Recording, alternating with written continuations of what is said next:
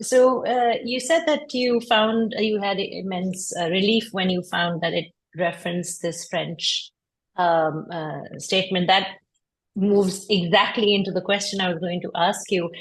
So it's two parts of this question. One, because you just said this, how did you actually find that it was this French statement? That's the first part of my question. I would have to dig into my notes to actually find. So it was the first place in which, I can't prove it in a court of law, but I think it was the only plausible explanation for what he was doing here. It fits contextually, in the sense of what is this chapter about. But the it came up, I think I was searching for ponta da orelha, or in so tip of the ear. Um, and just in a desperate attempt, is this an inside joke? What could Machado be doing here? And that showed up in this Portuguese translation. So it had been literally translated from the French. Perhaps I only found it because of a rather poor translation, which had translated literally as ponta da orelha. And I'm like, this doesn't make sense here. And then I discover that there is this French expression, which I can't remember. I don't speak French, despite my second surname. Um, Yeah. means, just the tip of the iceberg. It's just that little bit that tells you about the rest. And that was the first time that I had had any inkling that this could be anything other than nonsense. And I think that, it's circumstantial. I don't have a smoking gun, but I do believe that that's what Machado was driving at. Well, that makes sense. That comes to the second part of my question, which was really before you said this was my main question.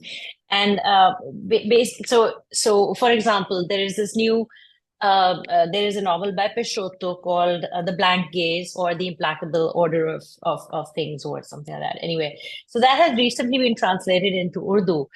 And I was very excited because I was like, oh, okay, in the Portuguese Literature and English Club here in Cascais in Portugal, we can do that as our next one. And I am going to try to read the English because my English is better than my Urdu, sadly. And then I'm going to read the Urdu. And so my question to you was, you had mentioned that you've done Spanish and Portuguese.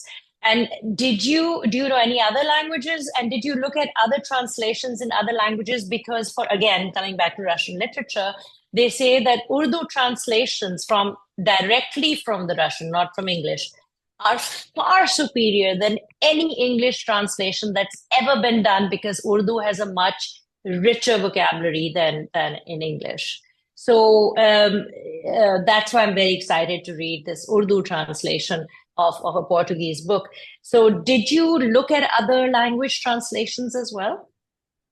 Yeah, I only work with my languages. What I have in my arsenal is English, Spanish, and Portuguese. So I can't recall. I know with Turista Aprendiz, I tried to look at the French translation to because I was in some real dead ends. With Brás Cubas, I didn't make a point of tracking down all of the Spanish language translations. There are a lot of them. I know that I must have consulted at least one or two, but not systematically.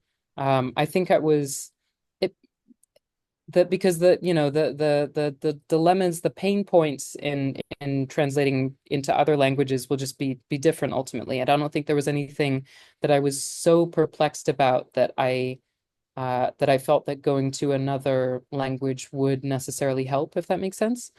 Um, but yeah, when I was working with Mário de Andrade subsequently, and it was a work that had never been translated to English before, I would have tried to read it in Urdu if I could, because I was just like, I need to see what other people have done with this, for the love of God. And now you've made me want to learn Urdu to have access to this beautiful vocabulary. I think there will always be, you always win some and you always lose some.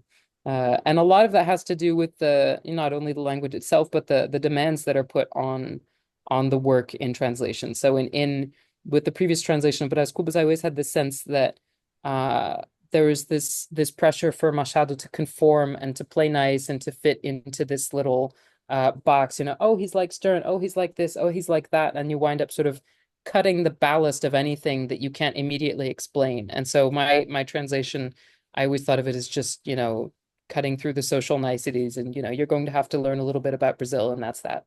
Um